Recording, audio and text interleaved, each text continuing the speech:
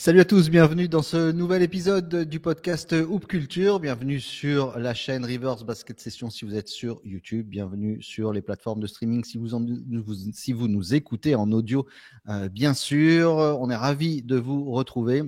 Hoop Culture, c'est tous les dimanches, vous le savez, à 17h. Un podcast qui n'a qu'un seul défaut, c'est qu'il n'est que le dimanche à 17h. Mais ça, on en discutera plus précisément avec mon acolyte, comme chaque semaine, Théophile Omesser. Salut Théo, comment ça va? Bah ça va très bien Pierre, je suis ravi de te retrouver. Tu sais que j'attends avec impatience chaque dimanche, enfin on enregistre, pour tout vous dire, on enregistre ça en semaine, mais après on poste le dimanche, parce que c'est tous ces trucs qui me viennent en tête. Je me dis mais il n'y a personne avec qui je peux partager ces choses, parce que c'est des trucs trop de niche, trop précis, donc je suis ravi qu'on se retrouve pour qu'on puisse en parler ensemble. Ça, je me sens moins seul dans ma vie de tous les jours.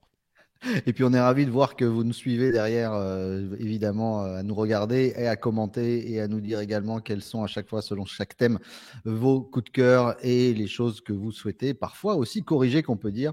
Mais dans l'ensemble, c'est toujours la même bienveillance de la communauté Rivers Basket Session. Donc on vous remercie d'être là. Vous êtes toujours plus nombreux. Théo, avant de démarrer sur le thème, c'est encore un petit peu les précommandes pour le MOOC numéro 13. Ouais, c'est même la dernière ligne droite si vous voulez précommander le nouveau MOOC Reverse, donc le numéro 13 comme tu l'as dit Pierre Armand, qui est dédié à la loose en fait. Voilà, la loose. Qu'est-ce que c'est la loose? Est-ce qu'on peut vraiment être un loser? Est-ce qu'il faut avoir absolument gagné, écrasé tous ses adversaires pour avoir vécu une belle vie? Voilà, c'est un petit peu tous les thèmes qu'on aborde dans ce numéro vraiment spécial. Et donc vous avez voilà, encore quelques heures, quelques heures pour le précommander, pouvoir profiter notamment des frais de port offerts si vous habitez en France métropolitaine, et surtout figurer parmi les tout premiers à le recevoir. Donc n'hésitez pas à aller sur Basket Session, vous trouverez tous les liens nécessaires pour pouvoir précommander ce numéro-là. Et voilà, vraiment c'est un numéro qui est assez spécial, une thématique qu'on a voulu vraiment, comment dire, un petit peu sortie des chemins battus, comme on dit. Et on a hâte que vous l'ayez entre les mains pour avoir vos retours sur ce numéro, sur cette thématique. Donc voilà, n'hésitez pas. On en reparle très vite. Dès que tu l'as en main, promis, on vous J'ai le trop hâte. présente, voilà, on vous le présente de visu, en tout cas, dans le podcast Hoop Culture. Comme chaque semaine, vous savez, un thème particulier. Cette semaine, on est parti sur, alors c'est un thème un petit peu large sur l'intitulé. On a appelé ça n'aurait jamais dû arriver. En anglais, What were you thinking? C'est-à-dire, qu'est-ce qui t'est passé par la tête pour faire cet événement qui n'aurait jamais dû arriver, alors que ce soit dans le basket ou autre chose, dans la musique, le cinéma, etc. Bon, on va en parler évidemment. Vous l'avez compris, ça va être assez léger. On est là aussi un petit peu pour rigoler et ça va être le cas aujourd'hui. On va rentrer dans le vif du sujet. Théo, tu veux démarrer? Tu me laisses la main? Vas-y, je te laisse la main. Allez, à tout seigneur, tout honneur. Alors, pour moi, what were you thinking? Qu'est-ce qui est passé par la tête tout de suite de l'organisateur du All-Star Game 2011 de faire rentrer une voiture sur le terrain, une Kia, pour un dunk claqué de Blake Griffin qui saute juste au-dessus de la roue avant. Enfin, on s'attendait à ce qu'il saute par-dessus le toit, il saute par-dessus la roue avant. La chorale avec le R. Kelly, alors que 2011, c'était déjà, on commençait à entendre des horreurs sur R. Kelly qui arrive pour chanter I Believe I Can Fly. Genre, on te donne le trophée tout de suite. Enfin, je me mets à la place de ses concurrents de me dire, mais qu'est-ce que c'est comme disrespect, comme on dit chaque semaine, pour sortir un truc, mais d'un kitsch comme ça, c'était horrible. Horrible. Je sais pas ce que tu en penses. Moi, ce que j'adore sur cette photo, c'est la tête de Baron Davis. C'est le seul qui a l'air de s'éclater de toute la salle, qui a l'air vraiment de profiter du spectacle. Il sort, je crois qu'il lui tend le ballon par le toit ouvrant de la voiture. Un truc comme ça. C'est un truc comme ça. Mais ouais, c'est vrai que. Bon, après, on a. Faut avouer que le concours de dunk du All-Star Game a vraiment touché le fond dans ces années-là où il y avait plus d'idées. Plus personne voulait y aller, il y avait plus vraiment d'inspiration. Il y avait, je sais pas si tu te rappelles, il y a eu le coup de la roue aussi où les mecs devaient faire des figures imposées au dunk. Et, enfin, c'était vraiment le fin fond du fin fond. Et puis après, c'est quand même bien reparti dans les années un peu plus récentes. Zach Lavine et Aaron Gordon ont quand même complètement relancé Ouais, le c'est ça. concours qui redevient un petit peu un truc sympa où on se dit on va peut-être voir des trucs cool dans le week-end, quoi. Ça a peut-être été un mal pour un bien, finalement. Il fallait toucher le fond, tu sais, pour commencer à remonter la pente, c'est ça. Fallait pour reprendre appel au fond de l'eau, tu sais, fallait vraiment Oh, toucher le fond du fond. terrible, terrible, terrible. Après Blake Griffin, en fait, ils auraient dû ramener Timofey Mozgov pour Blake Griffin, ça aurait été un meilleur accessoire qu'une Kia. Ou Kendrick Perkins, ça aurait été juste parfait. Exactement. Écoute, bah, quand tu m'as proposé ce thème, qui m'a vraiment, j'ai accroché tout de suite. Moi, le premier truc qui m'est passé, c'est faut revenir finale NBA 2018, match 1, Cavs contre les Warriors. Tu me l'as pris et Et bah oui, bah, c'était. j'étais sûr que tu allais partir là-dessus. Voilà, Donc, c'était à quel moment tu connais pas le score, c'est ça, tu vas me dire? voilà, donc 107-107. Il reste 4,7 secondes à jouer. Georgie, il est au lancer franc. Il lui reste un lancer franc, sachant que dans tous les cas, donc s'il le met, les Warriors prennent un temps mort pour essayer de prendre ce match 1. Lancer franc raté. J.R. Smith réagit, enfin, il réalise une action incroyable. Il va chercher un rebond offensif, ce qui est quand même assez rare sur des Il lancers est, francs. il est super mal boxé en plus, faut dire ce qu'il est, Oui, hein. c'est On vrai, l'oublie mais hyper complètement. opportuniste. Il est sous le panier et il se met à partir dans le sens inverse avec LeBron qui fait la circulation comme Pinot simple flic au milieu du terrain en train de lui montrer c'est par là, c'est par là, c'est par là. Le buzzer sonne, incompréhension totale, prolongation. Et Et, derrière, bah, les et il Warriors qui fait, s'imposent. Les Warriors qui s'imposent 4-0 dans cette finale. Donc c'est le plus gros, je pense que c'est un des plus gros What Were You Thinking auquel j'ai pu assister de toute ma vie. Voilà, monument de l'histoire du basket, je pense, ce blunder de J.R. Smith qui connaît pas le score au moment le plus important de sa saison, c'est incroyable. une poule avec des pétards, tu sais, il courait dans tous les sens. C'est Et, ça. et puis, et puis surtout, ce qui est fou, c'est que LeBron lui dit ah, voilà. Et en fait, LeBron lui aurait dit genre passe la balle à Steph Curry. L'autre était tellement en panique qu'il aurait donné la balle à Curry. Mais c'était. Alors, sur le coup, on en a rigolé, mais je me rappelle très bien de la réaction, et on les embrasse, des copains de la First Team qui avaient fait le débrief en direct à 5 heures du matin. Et Erwan disait, mais là, c'est pas drôle. Voilà. À un moment, c'est pas drôle parce qu'il gâche quand même une des plus grandes performances all-time en finale NBA de LeBron, qui, depuis 15 jours à ce moment-là, marche sur l'eau comme on avait rarement vu. On en reparlera dans d'autres podcasts. Mais il gâche une performance gigantesque avec un truc de clown. Et le mec regarde et dit je croyais qu'on était devant, je croyais qu'on était devant. C'est pas... et Théo, tu es allé dans une salle NBA, il y a le score même dans les shots, hein, dans les salles NBA. Donc c'est impossible que tu ne saches pas. Ouais, c'est un bug, hein, c'est un glitch comme sur Touquet. Mais en fait, ce qui est encore plus. En fait, ce qui rend le truc drôle, pour moi, avec a posteriori, c'est qu'en fait, aller chercher un rebond offensif dans ces circonstances-là, c'est peut-être l'action la plus difficile que tu puisses faire C'est sur le absolument. terrain, en fait. Alors qu'il Il a fait, apprend à il les a fait hauteurs folles. il réalise l'action la plus compliquée à faire. Il peut être le héros et il peut bah, complètement mettre la pression sur les Warriors. Je pense que ça change complètement la dynamique. Je dis pas que les Cavs auraient remporté cette finale pour autant, mais ça change totalement la dynamique en fait si les Cavs peuvent prendre ce match. Et derrière, tu sens que, en fait, ce qui est incroyable, c'est le contraste entre J.R. Smith qui comprend pas ce qui se passe et LeBron qui a saisi tout ce qui venait de se passer, quoi. Et tu sens que dans l'instant qu'il a compris que sa seule chance de pouvoir avoir une chance vraiment de pouvoir remporter cette finale, elle vient de lui passer sous le nez, elle Ah vient de ouais. disparaître. Et c'est voilà, le contraste est juste magnifique, quoi. Et le changement de momentum en face, qui commence à avoir peur et à flipper en disant on peut quand même pas prendre le premier chez nous, en se disant bon, il peut plus rien avec des conneries comme ça, il peut plus rien nous arriver. Mais curieusement, J.R. Smith, ça lui a pas flingué sa carrière parce qu'il continue plus ou moins. Il y en a, enfin, on en connaît un, Nick Anderson, lui par exemple, ça lui a flingué la suite de sa carrière, les 4 lancers francs ratés dans le match 1 de la finale NBA, c'est toujours les matchs 1 d'ailleurs, on ne sait pas pourquoi. Mais bon, voilà, en tout cas pour J.R. Smith, celui-là, c'est vrai qu'il était dans le top de mes choix aussi.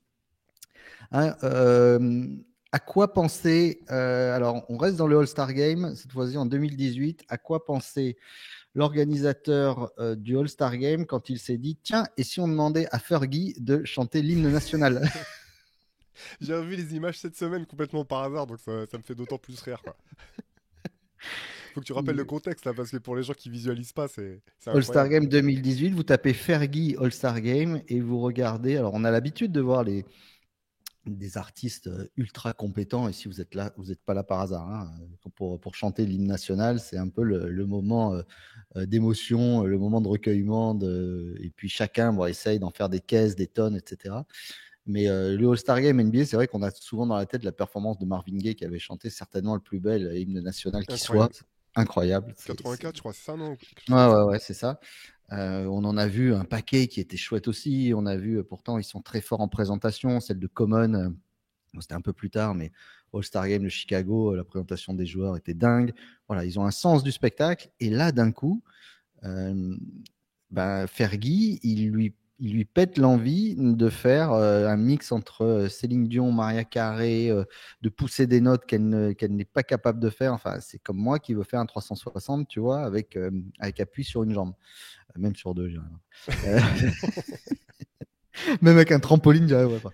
Donc, et voilà. Et tout, enfin, tous les plombs fondent en même temps dans son cerveau et elle s'enferre dans un truc comme ça. Et soudain, c'est le pire à la limite. C'est pas ça. C'est soudain, le réalisateur se met à filmer les joueurs et Draymond Green se met à rigoler. Et alors là, Steph Curry pisse de rire. Il y a Chris Rock dans le public qui se marre aussi. Et tous, ils voient qu'ils sont filmés et ils regardent le réalisateur, genre, oh le bâtard. Oh putain, il me Oui, c'est manque. l'hymne national, donc tu sais, eux, C'est ils l'hymne sont national, quand même c'est pas censés interdit de rigoler. rigoler. Ouais, T'as exactement. Jamie Kimmel qui pense que ça va s'arrêter à un moment. Enfin, tout le monde prie pour que ça s'arrête et Clay Thompson se met à se marrer. Enfin, bon, c'est un calvaire pour la jeune femme. Et en plus, elle, pour le coup, qui a disparu après ça. Mais disparu, c'est-à-dire. Après, bon, c'était son choix artistique.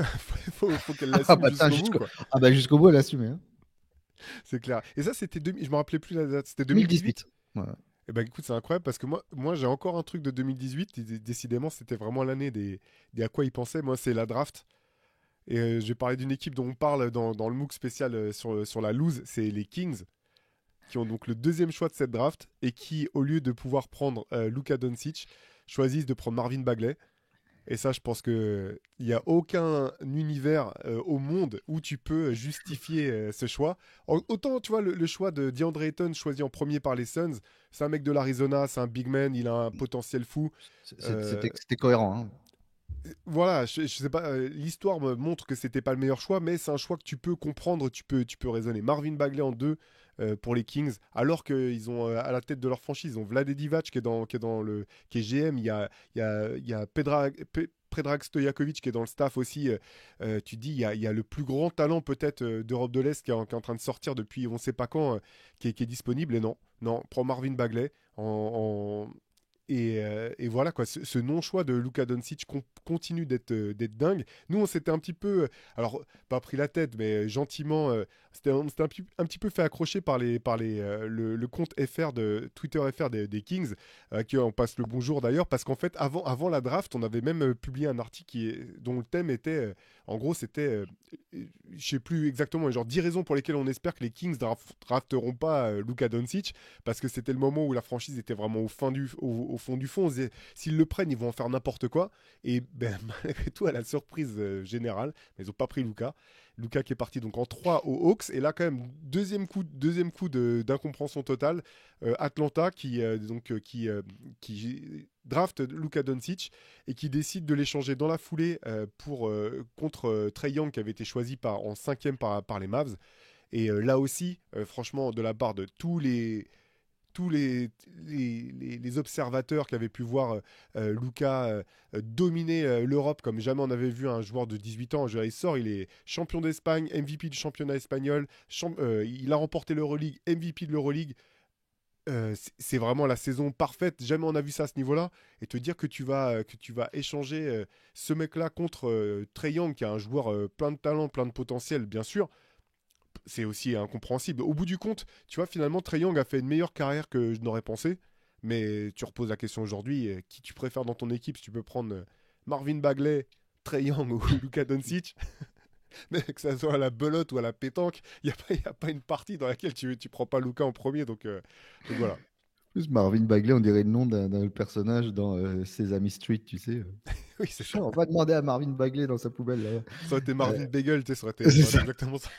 Mais je pense que très, très honnêtement, c'est intéressant ce que tu dis quand tu parles du fait de ne pas avoir bien anticipé la jeunesse, etc. Je pense que, enfin, moi c'est mon avis, mais peut-être tu seras de mon avis ou pas, mais est-ce que tu penses que justement le fait de mettre tant en avant, outre ses capacités gigantesques. Victor, par exemple, du fait de voir tous ses highlights en Europe et de voir des highlights en Europe aujourd'hui font que ça peut faire la différence. Alors qu'avant, regarde, Luka Doncic, highlight en Europe, rien à foutre, c'est en Europe, donc c'est forcément moins bien, puisque aujourd'hui, et aujourd'hui encore, pour eux, l'Europe, c'est un cimetière des éléphants. Et quand on dit un des plus gros coups du basket européen, c'est de faire venir Kemba Walker, je peux comprendre qu'ils se disent ça, mais du coup, Victor aurait pu, je pense, bénéficier de ce manque d'intérêt, ou en tout cas pas d'intérêt, mais on va dire de considération pour des highlights qu'on peut faire en Europe, en Euroleague ou même dans son championnat. Ouais, bah, ce qui fait la différence pour Victor, effectivement, c'est quand même sa taille joue énormément là-dedans. C'est-à-dire que ça, que ce qui, Luka Doncic faisait des choses incroyables à son âge, mais il n'avait pas à ce point-là ce profil d'extraterrestre physique en fait. Ça, je pense que clairement ça joue dans le cas de Victor. Et dans le cas de Victor aussi, c'est la manière dont la communication a été orchestrée tout au long de la saison, les matchs à Las Vegas, le fait que les Américains puissent le voir chez eux, tout ça, ça a beaucoup joué. Parce qu'en fait, ce qui était absurde dans le cas de Doncic, c'est qu'on entendait encore, donc en 2018, des observateurs dire ouais, mais on ne sait pas ce que vaut le championnat. On ne sait pas ce que vaut la compétition. Alors que bien sûr que si, tu sais ce que ça vaut. Je veux dire, l'Euroleague, c'est la deuxième meilleure ligue du monde, c'est tout. En 2018, tu peux plus te poser la question. Tu sais que c'est un niveau bien plus élevé que le niveau NCAA, par exemple. Et tu avais encore des observateurs qui disaient ouais, au moins en NCAA, on a vu Eton, on a vu Bagley, on sait ce que ça vaut. Là, tu dis, c'est 2018, mec, t'as Internet, prends le League Pass Euroleague, tu vas vite voir ce que c'est, ce que ça vaut l'Euroleague. Et c'était assez fou de se dire que pas tant de la part du grand public américain, ça je le comprends complètement, mais que de la part de certains experts, alors avec autant de guillemets qu'on veut mettre autour de ce terme, il y avait encore la question de savoir ce que valait la compétition que Doncic avait affrontée. Il est même champion d'Europe avec la Slovénie. Je veux dire, qu'est-ce que tu veux Au bout d'un compte, tu voulais qu'il prouve quoi de plus en fait. C'est ça qui était vraiment dingue. Oui, Et mais il encore une n'était fois, pas champion du monde des États-Unis. c'est ça, il était pas champion. C'est ça. C'est ça, exactement. Enfin bref, du coup, bon, voilà. 2018, même si je t'avoue que je pensais que Doncic serait fort, je pensais qu'il serait fort vite, mais je reconnais largement, j'avais pas imaginé qu'il serait aussi fort aussi vite. Voilà, je pense que malgré tout, il y a aussi personne n'était prêt à ce qu'il puisse prendre la NBA d'assaut comme ça, mais de là, encore une fois, hein, je veux dire, quand tu vois ne serait-ce qu'être titulaire de l'équipe du Real Madrid à son âge, rien que ça, c'est un truc de malade Bien quand sûr, tu regardes bien sûr, quand tu regardes le roster, les vétérans bien à côté sûr, de qui il devait jouer, quoi. bien sûr. Voilà. Voilà c'est un de mes préférés. J'ai failli le sortir en premier, et après je me suis dit, ah non, Pierre il a pas mis J.R. Smith, il faut que je le prenne maintenant, parce que sinon c'est lui qui va le prendre derrière.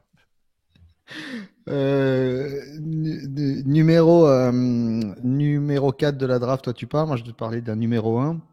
À quel moment, what were you thinking quand tu dis on a eu pas mal de numéro 1, on va compléter ça avec Anthony Bennett. Voilà. À quel moment à Cleveland tu te dis, avec des scouts qui sont à la limite, qui les suivent pendant 4 ans, qui vont même jusqu'à dans leur chambre à coucher, qui regardent ce qu'ils mangent, qui regardent ce qu'ils font, qui savent leur vie par cœur, quel moment tu te dis, ce type-là, c'est même pas un problème de talent, mais a les épaules pour être numéro 1 de draft, et on va pouvoir construire autour de lui. Voilà. Et se planter à ce point-là, parce qu'il n'y a pas un déclic, il n'y a pas comme un type. Voilà. Les gens parlent beaucoup de Sam Bowie. Alors, pour recontextualiser, la draft 84, Sam Bowie est pris en 2, Michael Jordan est pris en 3. Donc ça, c'est toute l'histoire de Portland qui s'est planté. Mais bon, Portland, ils avaient Clyde Drexler, ils n'avaient pas besoin de Michael Jordan, ils s'étaient dit ça ne va pas coller. Et 2, Sam Bowie, c'était un phénomène à Kentucky. C'était vraiment un super joueur. Blessé, il a caché des blessures, des récidives, etc. Mais on pouvait construire avec Sam Bowie, comme on aurait pu construire avec Greg Oden s'il ne s'était pas pété en 12. Mais Anthony Bennett, c'était impossible. Enfin, même les highlights qu'on voyait d'Anthony Bennett, c'était. Enfin, Tu tapes très bas, hein, parce que moi j'avais annoncé qu'il serait rookie de l'année. Je l'annonce d'ailleurs chaque année dans nos previews de début de saison. J'annonce qu'Anthony Bennett sera rookie de l'année. Pour recontextualiser, il faut avouer que c'était une draft tellement faible que personne ne savait qui serait pris en premier. Moi, ils m'ont pris en 17. Mais voilà. Et j'y suis pas allé. Parce que j'avais vraiment du taf à ce moment-là et que j'ai pas pu y aller. Mais ils m'ont pris en 17. Charlotte. Non, c'est une draft super, super faible. Et moi, j'y ai un petit peu cru. Alors, bon, il y avait. En fait, il me rappelait tellement, tu sais, une version du pauvre de Larry Johnson, par son tempérament explosif, sa vivacité, que j'y ai cru. Après, ouais, je t'avoue que j'ai pas regardé 250 matchs de UNLV. Après, il a pas joué 250, mais j'ai pas regardé tous ces matchs non plus.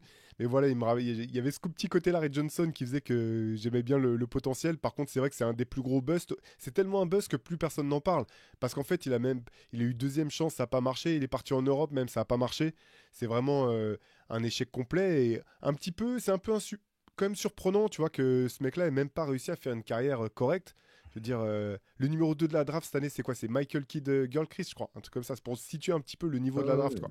Tu vois, au bout du compte, c'est certainement, je pense, être Victor Oladipo, le meilleur joueur de cette QV. Et il a mis longtemps à émerger. Et puis après, il a eu les problèmes de santé qu'on connaît. Mais c'était vraiment une QV très, très faible, quoi. tout était bouchonné sur cette cuvée-là. C'est ça. Allez, moi, j'en ai un, mais alors. J'ai eu du mal à le restreindre parce qu'il y en a tellement de fois où je me suis posé la question que j'ai arrêté de me poser la question. Euh, ça concerne Kyrie Irving. C'est l'association Kyrie Irving avec Kevin Durant au Nets. Sur le talent, pas de problème. Voilà, deux joueurs incroyables. Mais dès que ça a été annoncé, je me rappelle je sais plus si c'était un call avec les copains de basket session ou si on était par chat, mais j'ai dit, mais en fait, c'est deux des gars les moins compréhensibles de toute la ligue qui choisissent de s'allier. C'est-à-dire que pour comprendre quelque chose à la communication de de Kevin Durant, pardon, c'est compliqué. Pour comprendre Kyrie Irving, c'est impossible. Et tout de suite, je me suis dit, mais c'est impossible que ça puisse matcher, quoi. Alors après, il y a tout un tas de raisons qui ont fait que ça n'a pas fonctionné. Derrière, ils ont rajouté James Harden, qui était encore un des mecs les plus compliqués à cerner, gérer de toute la ligue. Donc, même si sur les, je sais pas, ils ont joué 16 matchs ou un truc comme ça, c'était genre. Tu regardes les stats avancées, c'est peut-être la meilleure attaque de tous les temps. Au bout du compte, ça a pas marché. Et je me rappelle d'un moment où il y avait un live, Instagram live, avec Kyrie Irving assis en tailleur, en train de parler avec Kevin Durant à distance. Et il lui expliquait que dans une autre vie, Kyrie Irving avait été Kevin Durant et que quand il jouait, quand il faisait ses moves, il se sentait comme Kevin Durant, comme s'il faisait 7 pieds de haut. Et de voir la tête de Kevin Durant, tu sais, qui commentait pas, je me disais, là, t'es en train de comprendre dans quoi tu t'es embarqué. Alors Kyrie, il y a plein de trucs à dire, hein. Le talent est incroyable. Et c'est quelqu'un qui est complexe, compliqué. Et voilà, je sais pas quel autre terme utiliser. Mais voilà, quand ils ont décidé de se mettre ensemble, je me suis dit, c'est pas possible que ça puisse fonctionner, quoi. C'est impossible. Je pense qu'en fait, le truc, c'est des gars pourtant, et je me mets dans la tête du front office des Nets à ce moment-là, c'est des types qui ont été numéro un à un moment. Hein, KD l'était à OKC, Kyrie l'était à Cleveland. Ils deviennent numéro 2, KD, parce qu'il le souhaite et qui, bon, il aura toujours dit j'étais deux derrière Curry, mais bon, c'était un et demi, on va dire. Kyrie devient derrière LeBron parce que tu n'as pas le choix, ferme ta gueule. Euh, mais d'un coup, là, il se retrouve sachant ce que c'est d'être deux, entre guillemets, mais sans savoir qui est un, en fait. C'est-à-dire qui est un dans cette putain d'équipe. Est-ce que, bon, alors après, quand Harden arrive, c'est un autre problème. Mais est-ce que la vraie superstar, c'est KD? Est-ce que c'est Kyrie? On ne sait pas. En tout cas, il a, Kyrie a tourné en rond, ce qui est marrant pour un platiste, mais il a tourné en rond pendant un petit moment et il s'est demandé c'est ce qu'il foutait. Et voilà, tout le monde s'est demandé ce qu'il foutait là. Après, et il faut quand même Après, sur le terrain, ça marchait. Et sur le ouais, terrain, pas oublier c'est pas qu'à sur le terrain que ça, c'était problématique. qu'à un ongle de pied de KD, il dégage Milwaukee. Hein, faut pas Mm, oublier ça. Hein, l'année où bien sûr. Milwaukee est champion. Donc, ça se joue à rien, mais c'est vrai que bon. C'est vraiment un what if. Par contre, voilà, dans une émission what if, ces Nets là, merde quoi. Mm, Voilà. c'est clair. Moi, what were you thinking ou à quel moment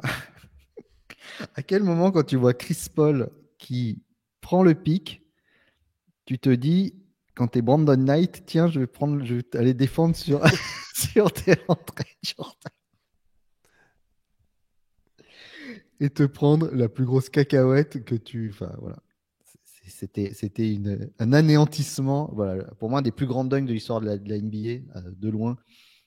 ce pick and roll entre Chris Paul et André Jordan et Brandon Knight, on ne peut pas lui en vouloir, il saute. Quelle idée d'aller sauter sur un gars qui fait 2,13, qui est à cette époque-là une bestiace, un monstre physique qui saute 1,10 m en l'air. Voilà, bon, ça nous offre une image incroyable. Bah, après, il y en a d'autres des comme ça. Pourquoi Jet Terry saute sur LeBron quand il se retrouve à 8 contre 1 à Boston. Mais cette image-là, ouais, moi, le premier truc que j'ai dit, mais qu'est-ce que tu te retrouves là, déjà en dessous, sous le panier, à cet endroit-là, toi? Bien joué de la part des Clippers d'avoir monté ce plan, en tout cas. Non, c'est Ouais, clair, mais respect quand même pour tous ces mecs qui ont pris les posters, parce que c'est quand même des gars qui sont allés en défense. Tu sais, quand on était gamin, on exactement. se moquait un peu gentiment, parce que c'était un grand joueur de Patrick Ewing, parce qu'il se faisait enfin, souvent Exactement. postériser, mais parce qu'il venait tout le temps en défense, quoi. Et c'est vrai Exactement. que, tu sais, il y a un épisode dans lequel on parlait de l'époque N1, des mixtapes N1, et un petit peu la manière dont ça avait fini par vriller un petit peu, tu vois, sur le terrain entre les mecs qui étaient plus concentrés sur le fait de faire des moves que d'aller au lay-up. Pardon.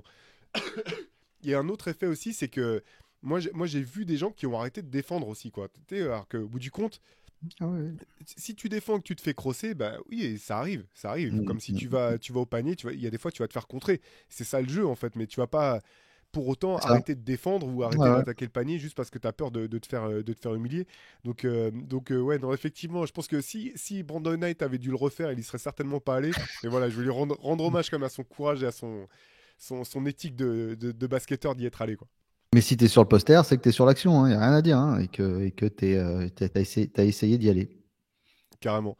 Moi, j'en ai un autre. Alors là, c'est plus un truc de coach. C'est Sam Mitchell qui coach les Raptors. Un soir où Kobe Bryant commence à prendre feu. Et alors que ses joueurs viennent lui dire, faudrait peut-être qu'on fasse prise à deux, il dit non, non, non, on va pas faire prise à deux, c'est pas la peine. Il peut mettre autant de points qu'il veut, l'important c'est qu'on gagne le match. Et tu te retrouves à perdre le match et à voir Kobe qui finit avec une ardoise à 81 points. Donc là, en termes de manque d'ajustement de la part d'un coach, je pense que c'est un exemple qui est assez beau, quoi. Et ça nous a valu la plus belle pub. Enfin, moi, cette pub avec où Kobe est avec Jalen Rose. Bien sûr. Et il lui dit combien d'olives 81 et ça passe de l'un à l'autre, ils se regardent. Ça, c'est à moi de... Euh, ça n'aurait jamais dû arriver. Alors, il y a plein de trucs qui n'auraient jamais dû arriver. J'en avais deux. J'avais BJ Armstrong All-Star en 94, mais il y avait une petite hype parce qu'en 93, il faisait partie de l'équipe du triplé. Il a été déterminant dans la série contre New York. Mais en 2014, dans quel monde Roy Hibbert est All-Star avec 11 points et 7 rebonds? Ah, mais il était fort en défense, là. Il était fort en défense. Tu sais, c'est lui qui a inventé la verticalité dans le basket, là. Hop, il sautait comme ça. Personne ne pouvait attaquer le cercle. J'ai jamais vu un mec passer aussi vite de, tu sais, impacter le jeu à tel point que on commence à te citer en exemple pour un truc et ne plus pouvoir mettre un pied sur le terrain sous peine de pénaliser ton équipe. En quoi? En 2 ans, ça s'est passé. C'est un truc de Truc malade, de quoi. magicien, c'est-à-dire le drap. Tu Ouais, lâches le drap et il n'y a, c'est plus- ça. il y a plus Il n'y a Roy plus Hibbert Roy derrière. Hibbert. Incroyable. Exactement. Incroyable. Du coup, ça me fait penser, tu sais, à un autre truc, c'est que Jamal Magloire a été All-Star quand il était à C'est vrai. Toronto, Ouais, ouais. et surtout, il a failli être MVP. Et je me rappelle qu'à un moment, parce qu'en fait, il est arrivé et en fait, il a joué ce All-Star Game comme il jouait les matchs, en étant dur, en prenant tous les rebonds et tu sais, en essayant de remonter. Il n'y avait pas Ouais, rien de ouais. flashy. Je me disais, mais qu'est-ce qui se passe? Ça va quand même pas être Jamal Magloire, le MVP du All-Star Game. Et finalement, il y a un moment où Shaq a commencé à hausser le ton et je crois que c'est lui qui finit MVP cette année-là. Mais c'était un petit peu le truc où tu sais, tout le monde était en stress de se dire, non, pas Jamal Magloire quand même, c'est pas possible. Un autre, What Were You Thinking, les fils qui se touchent. Finale de conférence 1993, j'en parlais il y a 2 secondes avec BJ Armstrong. Match 5, 2-2. Il y a 2-2 entre New York et Chicago. Il reste 10 secondes à jouer. À quel moment Charles Smith ne ressort pas le ballon? Enfin, pauvre Charles Smith, j'aimais Il bien. prend la... Alors, je vous recontextualise le truc. Il reste. Chicago mène d'un point, je crois. Chicago mène d'un point. Les balles à Pat Ewing, il reste 20 secondes à peu près, 23 secondes.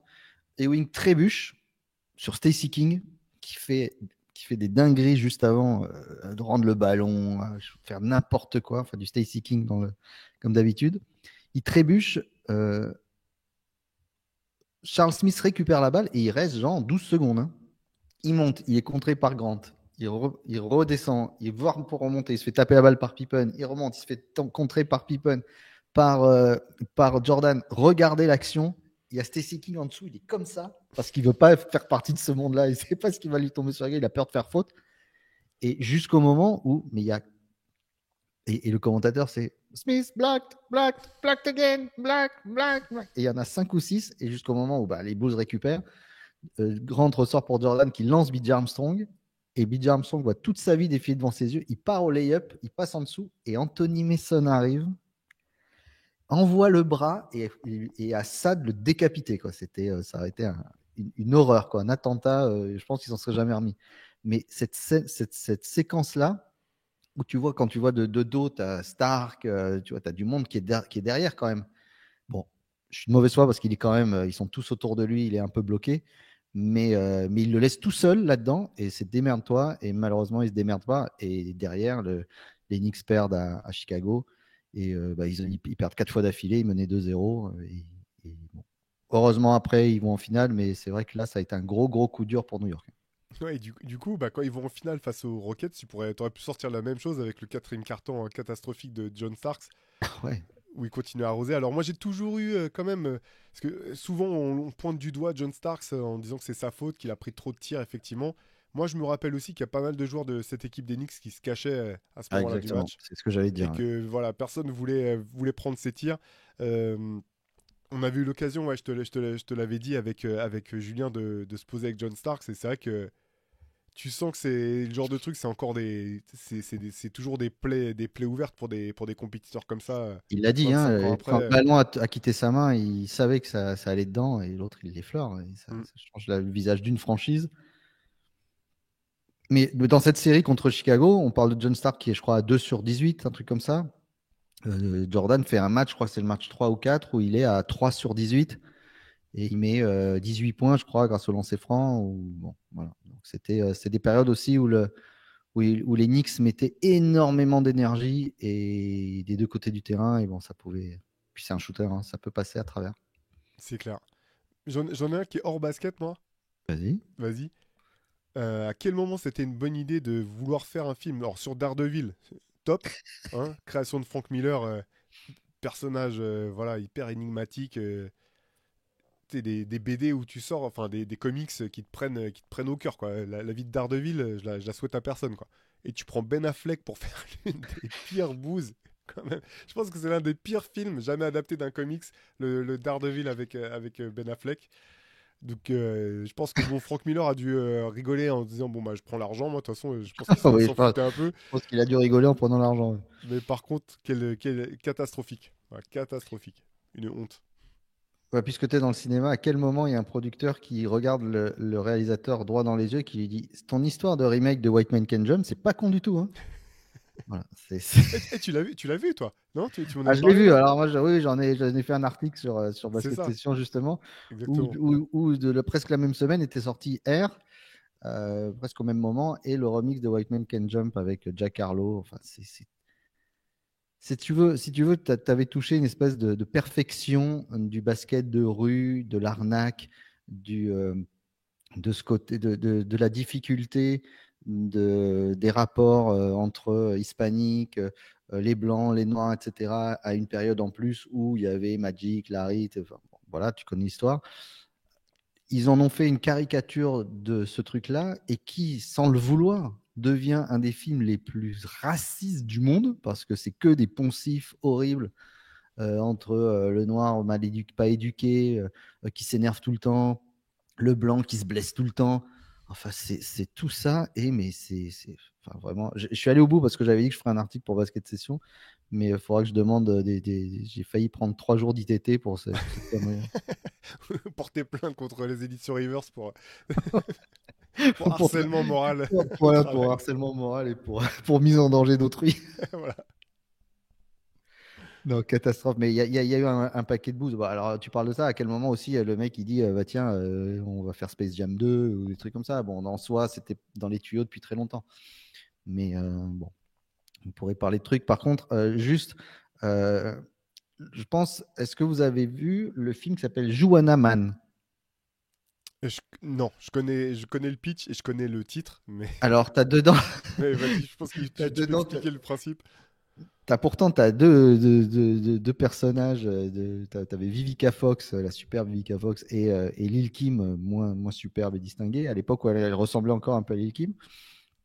Et donc, c'est un bad boy qui est joueur de basket, mais voilà, c'est un peu un sale con dans son comportement, dans machin, dans bidule, tu vois, la tête de nœud. Euh, et puis qui se fait suspendre de manière indéterminée, donc interdit de jouer, etc.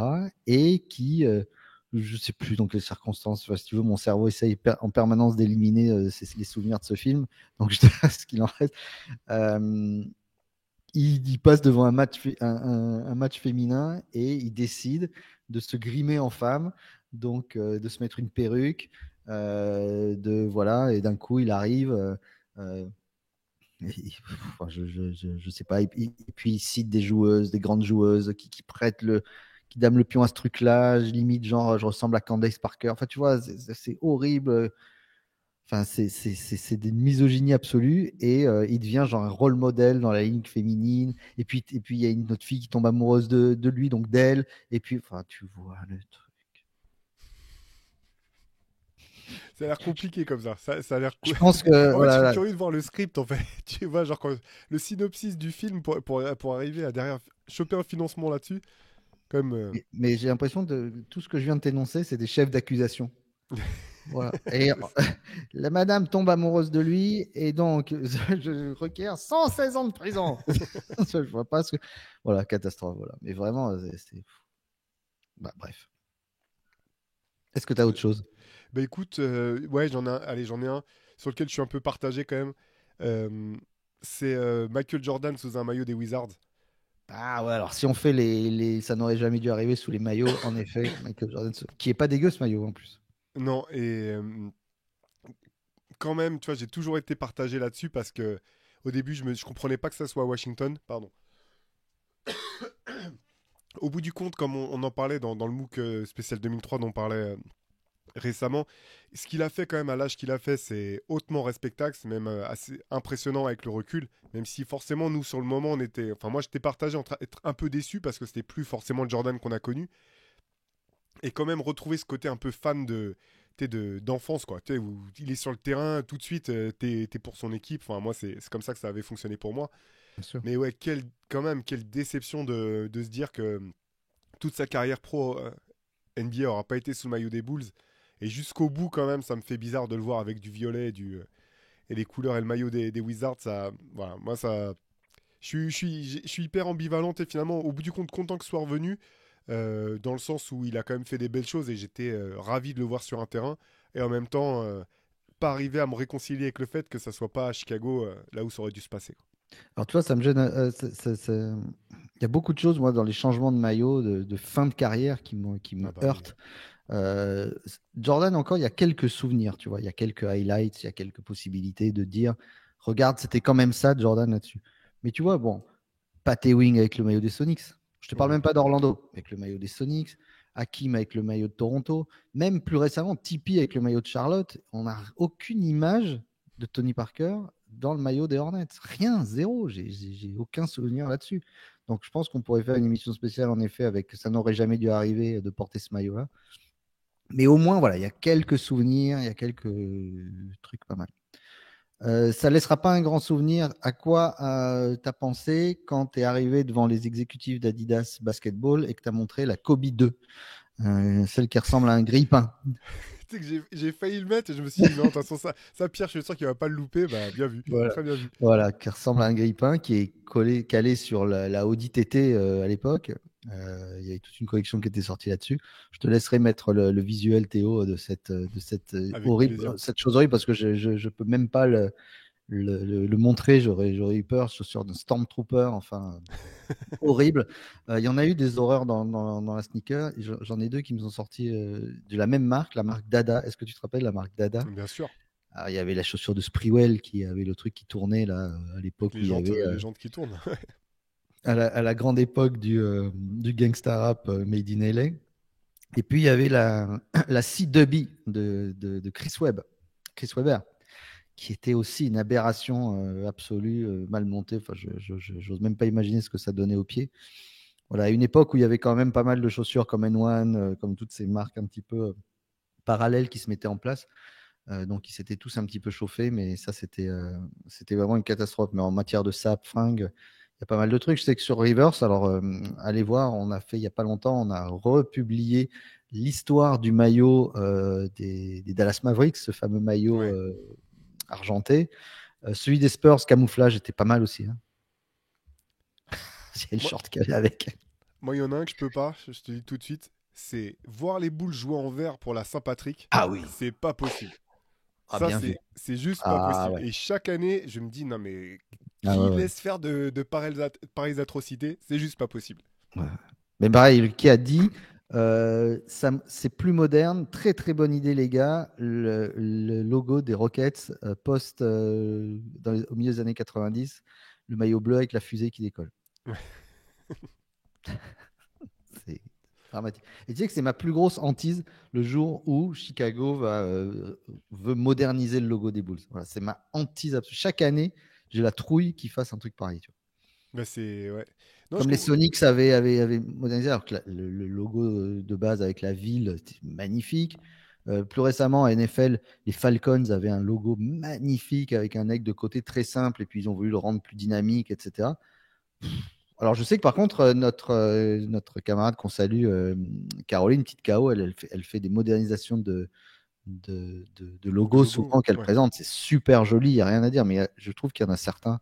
Voilà. Les Bulls, ça me terrifie qu'ils fassent un truc beaucoup plus moderne ou beaucoup plus cartoon, comme tu pouvais voir Bugs Bunny, par exemple, dans le dernier LeBron, tu sais, avec du reflet, des reliefs.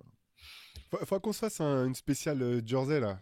Ce serait une bonne idée, Ah on ouais, se fera ouais, avec ouais. nos préférés, ceux qu'on a le plus détestés. Ça, vous pourrez nous partager aussi ceux que vous avez préférés ou que vous honnissez jusqu'à aujourd'hui encore. Ça ferait une bonne idée de pod, ça. On pourra se faire ça. Dans la musique, tu as des trucs qui sont en rapport avec le basket où ça n'aurait jamais dû arriver? Alors il y en a forcément pas mal. Si on avait pu éviter que Kanye West mette la main sur l'autotune, je pense que ça m'aurait personnellement arrangé. Arrangé, mais après, il y en a tellement. Bon, euh, non, je parle de Kanye parce que c'est vrai que j'avais pas du tout vu venir ce tournant-là. Là aussi, il y a pas mal de choses à dire hein, sur un mec comme Kanye qui est à la fois taré et un génie, et ce qui va souvent. L'un va souvent avec l'autre, mais j'avais pas imaginé son tournant autotune et j'avais pas non plus imaginé qu'on en partirait pour 15 ans derrière avec cet effet sur les voix maintenant aujourd'hui encore. C'est dur d'entendre des morceaux de rap, notamment dans le rap français. Il y en a encore énormément avec ce type d'effet systématiquement. Ouais, donc, mais bon, ça c'est très personnel. Hein, je comprends que ça puisse plaire, mais ouais, c'est le premier truc qui me vient en tête. Ouais. Moi, je me demande ce qui a pris à Kobe Bryant de se dire je vais faire un featuring avec les Destiny's Child sur Say My Name. Alors, on était bien dans le truc, dans l'ego trip Kobe de l'époque, hein, Say My Name déjà, tu vois. Euh, mais les quelques couplets de Kobe dans ce morceau, voilà, pareil, on peut remplir des prisons avec ces trucs-là. Donc, je vous conseille d'aller écouter, vous tapez Destiny's Child Kobe Bryant et il place 16 ou 30, 16 bars, je crois, un truc. Pareil. Delonte West qui a sorti un disque, qui a taffé la musique en plus de taffer Maman James. C'est En- pas beau ce que tu fais. On va se faire Ouais, suspendre avec ce genre de choses, monsieur, là. on C'est a- pas possible. on n'a dit pas les mamans. Dans un album qui s'appelle Lockout en plus, tu vois. Donc, Lockout, the album en 2011, pas terrible, mais c'est vrai que bon, les, les- c'est peu dire qu'il y a peu de bons MC dans la ligue. On fera peut-être une émission spéciale sur la musique et la NBA, mais voilà, c'était un petit peu les trucs à oublier. Il y a beaucoup de choses à oublier, bien sûr, encore le pull de Kyle Kuzma, des trucs comme ça. Ouais, oui, c'est clair. Les Ouais, intersaisons de James Harden. oui, c'est ça, c'est ça. Mais non, mais il y a largement de quoi faire une deuxième partie plus tard, je pense, sur cette C'est thématique. ça, Effectivement, on a c'est vu ça. déjà pas mal de trucs cool, ouais. Si vous en avez en tête, n'hésitez pas à nous les dire en commentaire et puis on développera là-dessus quand on fera. Vous avez bien compris que dans les hautes cultures, les thèmes ne sont jamais fixés et on ne fait pas une fois basta. C'est des thèmes qui peuvent revenir. On peut faire plusieurs sessions là-dessus. Donc n'hésitez pas à nous dire. Ce qui revient chaque semaine aussi dans notre émission Théo, c'est nos coups de cœur, coups de gueule et nos reliques. Mais on va commencer par ton coup de cœur de la semaine. Ouais, alors je vais rester dans le domaine de la musique. C'est un EP instrumental d'un producteur français qui s'appelle Rom One, donc Rom comme le rhum, donc que Mhm. du bon. Voilà, c'est un producteur, un DJ producteur originaire de Strasbourg. Et donc son projet là qui vient de sortir cette semaine s'appelle Snacks Volume 1. Alors c'est pas vraiment un album instrumental. En gros, c'est des instrus qui lui restaient un petit peu de côté, qui rentraient pas dans le cadre des albums sur lesquels il était en train de bosser. Donc il a décidé de les compiler et de les sortir.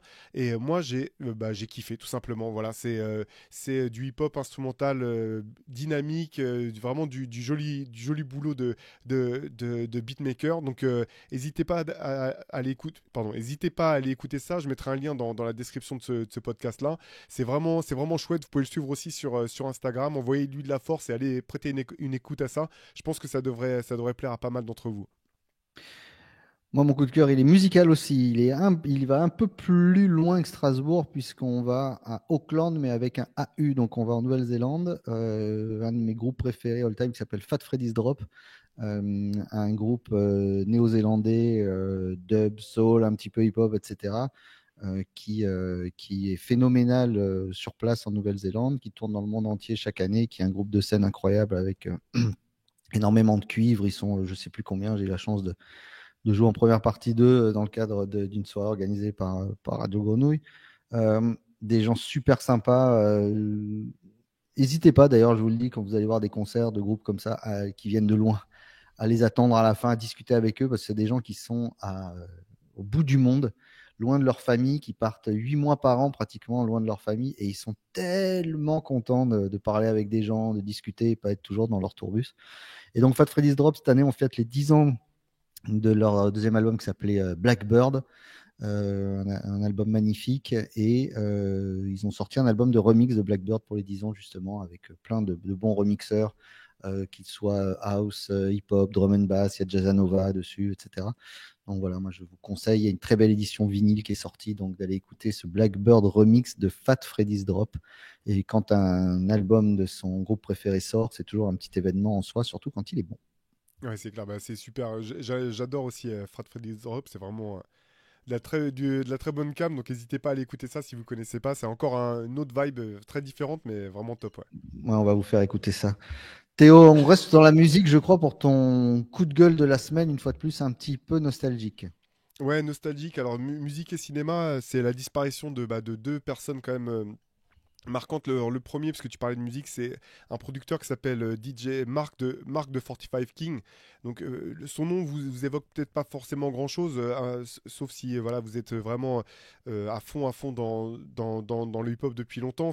En gros, c'est le producteur historique de Queen Latifah, de toute une partie un ensemble de groupes qui s'appelait The Flavor Unit, voilà des rappeurs new-yorkais, enfin du New Jersey plutôt de la fin des années 80, début des années 90, et il a quand même signé deux hits incroyables pour deux super méga stars, c'est Hard Knock Life de Jay-Z et Stan d'Eminem. Voilà, c'est le producteur qui a produit ces deux morceaux-là, qui est disparu cette semaine, pardon, à l'âge de 62 ans si je me trompe pas.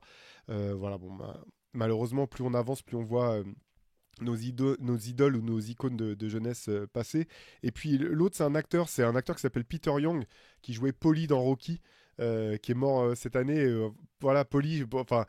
Pour les gens je ne sais pas si c'est ton cas, Pierre, mais Bien c'était un sûr. petit peu, voilà, c'est un personnage culte. C'est Euh, l'image du loser aussi, hein, exact, du gentil loser. Exactement, mec plein de bonnes intentions, mais avec plein de limites.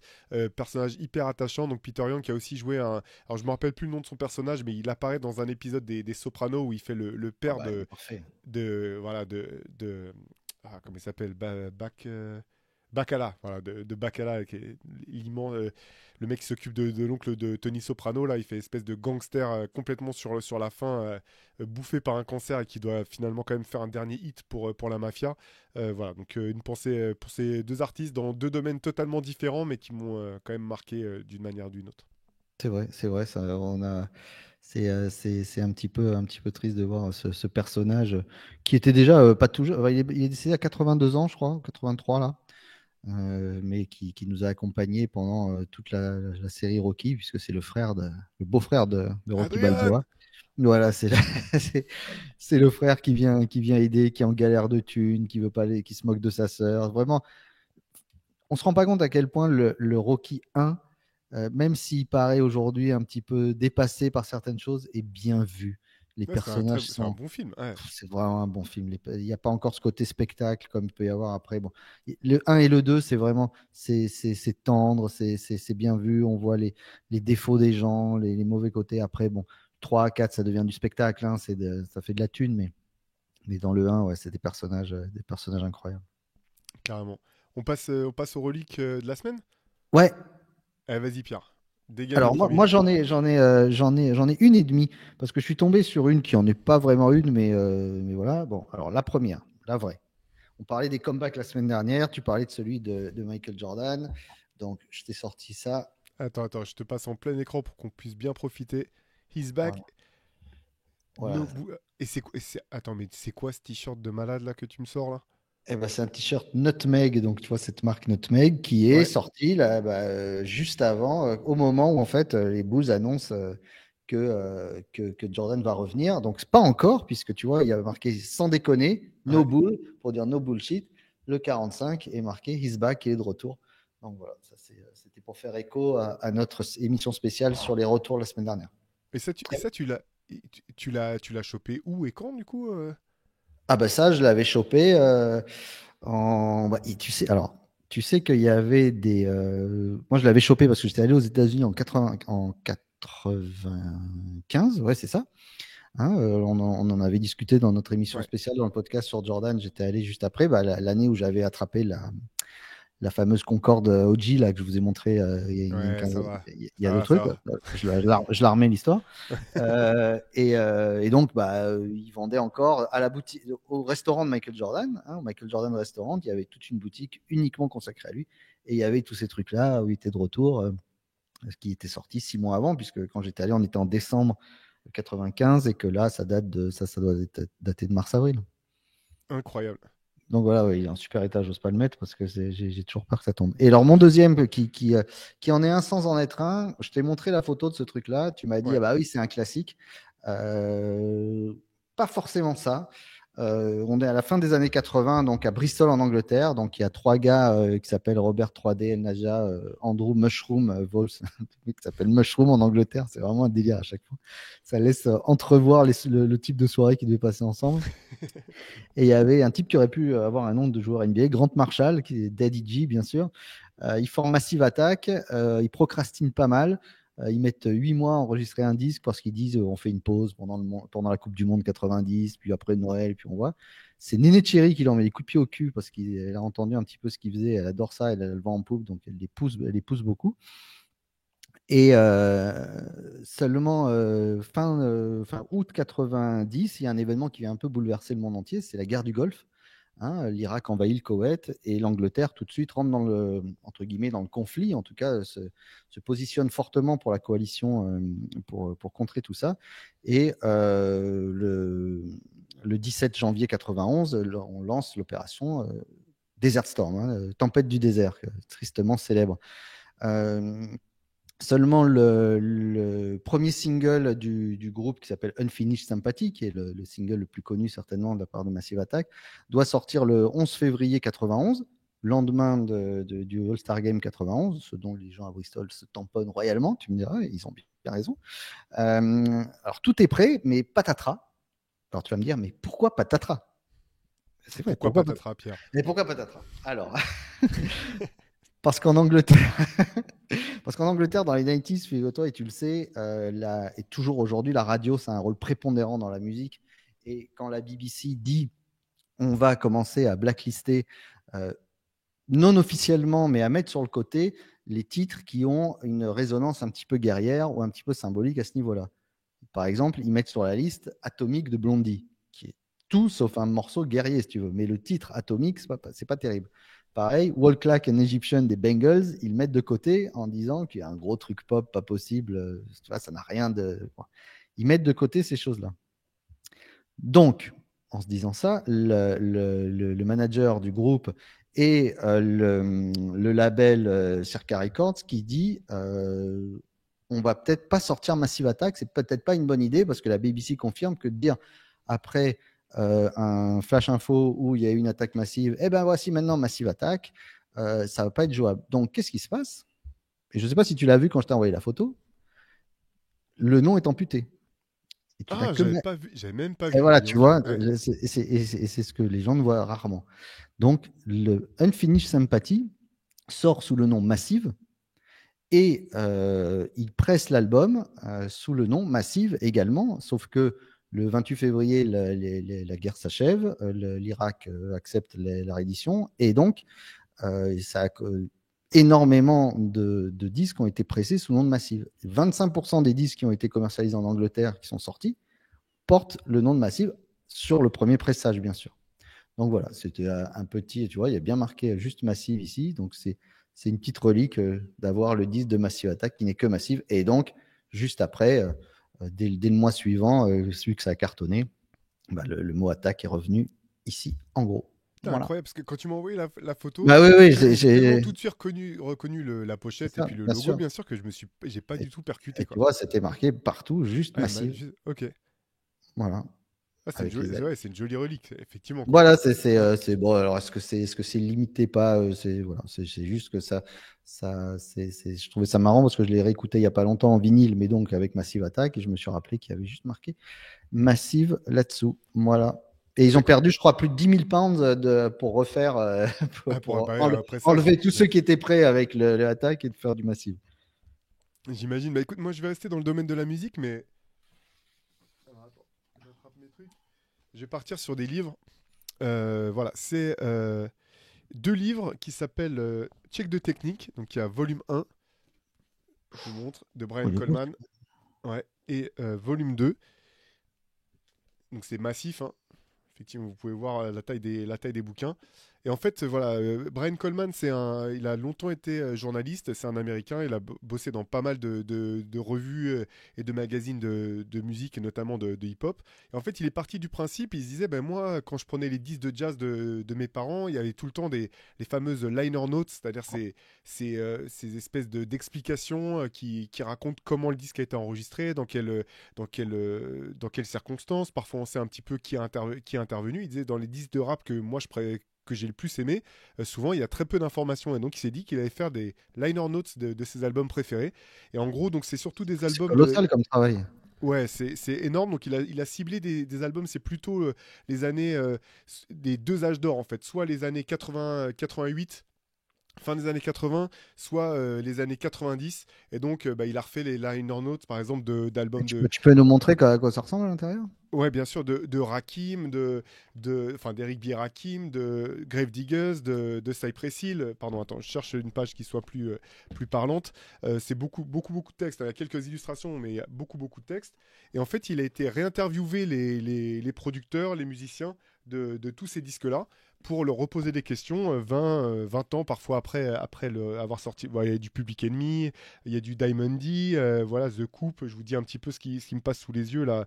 Du Euh, coup, ça te permet de mieux comprendre le disque à chaque fois. Compagnie Flow, absolument. Et en fait, ce qui est vraiment brillant, c'est que c'est pas, il va décortiquer l'album. Il y a aussi toujours un long paragraphe introductif où c'est limite comme une petite biographie du groupe. Et moi, j'ai été bluffé, notamment, il y en a deux qui me reviennent en tête comme ça. C'est le chapitre sur Gravediggaz et le chapitre sur Compagnie Flow. Deux groupes Mhm. que j'ai adorés, deux albums que j'ai bouffé. Jusqu'à la trame. On parlait de Compagnie Flow la semaine dernière, c'est le groupe précédent de LP de Run the Jewels. Et en fait, j'ai halluciné sur le nombre de choses que j'ai apprises sur le groupe, dont j'avais des choses que je savais pas sur le groupe ou des choses que j'ai apprises sur l'album. C'est un travail incroyable. Pour moi, c'est les deux livres de musique que je préfère, que j'ai chez moi, et j'en ai un paquet. Donc, Check de technique, volume 1 et volume 2. Et en fait, La relique, pourquoi je te le sors? Parce qu'en fait, j'avais, avant de sortir ces deux volumes-là, il avait sorti une première version de son livre, plus réduite, qu'il avait appelé Rakim Told Me, dans lequel il y a une partie simplement de ces D'accord. articles-là, Ok. dont j'avais entendu parler. Je l'avais contacté à l'époque et je l'avais chroniqué. Et j'avais, voilà, et du coup, c'est une de mes plus grandes fiertés, c'est qu'en fait, je suis dans les remerciements des deux volumes de Check de Allez. Technique. Je suis dans les remerciements et j'ai même voilà, il a eu la chance d'avoir une belle dédicace de la part de Brian Coleman, qui est un mec extrêmement sympathique dans ces deux livres. Et donc, voilà, il y a 250 000 personnes, et puis à un moment, il y a marqué mon nom. On est d'accord que c'est de la vanité totale, mais c'est une de mes grandes fiertés parce que voilà, j'ai un énorme respect pour le travail de Brian Coleman. Ces deux bouquins-là sont incroyables. Donc, si vous êtes fan de hip-hop, que voilà, vous avez vous débrouillez un petit peu en anglais parce que malheureusement, ça n'a pas été traduit, je vous encourage à aller chercher ça, à aller chiner ça. C'est des bouquins qu'il a sortis par lui-même. Donc Brian Coleman, c'est Check de technique, volume 1 et 2. Voilà, pour moi, Bah, ça fait partie de mes bibles. c'est des beaux ouvrages. Et puis être soi-même la relique d'une relique, c'est très très beau d'être cité dans une relique. Il n'y a, Ouais, y a rien, ou alors y faut a rien avoir de un mieux. ego comme celui de. Je vais pas citer de nom pour pas me faire des ennemis. God process. Voilà. Bon, ben voilà, ben merci Théo pour cette relique. Voilà, notre podcast qui s'achève donc, que vous retrouvez sur la Basket Session et River sur la page YouTube et sur toutes les plateformes de streaming. On vous rappelle encore une fois, dépêchez-vous pour précommander le MOOC numéro 13 concerné aux losers, toujours sur Basket Session et Reverse, les CQFR, qu'ils soient écrits ou vidéo avec Antoine et Shai. Et puis Théo, un tout nouveau podcast qui arrive, je crois. Ouais, un nouveau podcast de Benjamin Moubèche, voilà, qui a été notre stagiaire et qui maintenant, voilà, est notre collaborateur et qui, certains le savent peut-être, est parti s'installer à San Antonio pour vivre la première saison de Victor Wembanyama sur place. Et donc, voilà, son nouveau podcast, un nouveau podcast qui va s'appeler Moob Deep, que vous pourrez C'est retrouver chaque incroyable. semaine. Ouais, C'est Moob Deep. incroyable. Mook Deep, c'est Absolument, incroyable. le Infamous Moob, que vous pourrez retrouver, dans lequel il va raconter un petit peu, voilà, les coulisses, son quotidien de français dans le Texas, les coulisses de Victor Wembanyama des Spurs. Voilà, vous allez pouvoir retrouver ça tout au long de la saison, chaque semaine. C'est le nouveau podcast qu'on est sur le point de lancer. Ouais. Ouais, et puis en plus, Benjamin qui vit son rêve américain et qui nous le fait partager, c'est génial. Voilà, vraiment, regardez ça, suivez-le déjà, et puis on va s'écouter Mook Deep avec grand intérêt. Théo, on se retrouve la semaine prochaine. Bien sûr, toujours en place. Oh, Bonne semaine à tous, ciao. à très vite, salut.